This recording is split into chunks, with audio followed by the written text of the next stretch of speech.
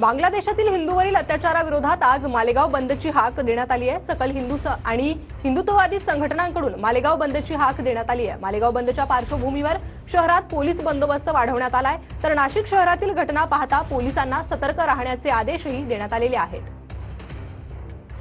देशमध्ये होत असलेल्या हिंदूंवरती अत्याचाराविरोधात सकल हिंदू समाजाच्या वतीने आज मालेगाव शहरामध्ये बंदचं आयोजन करण्यात आले। या पार्श्वभूमीवरती मालेगाव शहरामध्ये सकाळपासून आपण बघू शकतो मोठ्या रेलचेल असलेल्या बाजारपेठेमध्ये देखील सकाळपासून बंदला मोठा उत्स्फूर्त असा प्रतिसाद भेटतोय। आणि त्या पार्श्वभूमीवरती मालेगाव शहरामध्ये आपण बघू शकतो दुकानदारांनी आणि शाळा महाविद्यालयांनी देखील स्वयंस्फूर्तीने बंदचा नियोजन केलेले आहे। त्या पार्श्वभूमीवरती मालेगाव शहरातील मोठ्या बाजारपेठा देखील आतापर्यंत बंद आहेत आणि उत्स्फूर्त असा प्रतिसाद या ठिकाणी मालेगाव शहरामध्ये भेटतोय।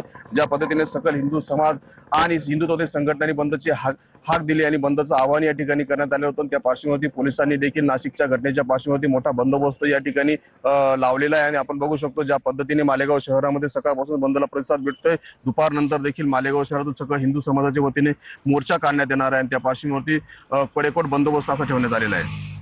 मनोहर शेवळे, TVN मराठी, मालेगाव।